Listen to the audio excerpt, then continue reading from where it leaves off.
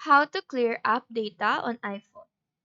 So the first thing that you need to do is to head over to your settings application. In this page, scroll down until you see the general settings. Click on that.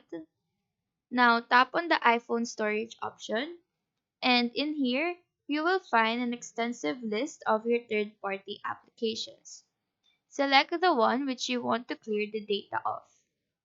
Once the app storage page opens, you will find an option called Offload App.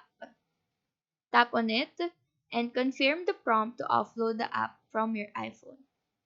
With that done, you will gain back some storage space. Now, if you want to restore its data, you can go ahead and reinstall that app from the App Store and start refresh. All the data will be restored once the installation is complete. So that is how to clear app data on iPhone. Do let us know if this video helped you out, and if you have any questions, feel free to drop them down below. Thank you for watching and have a nice day.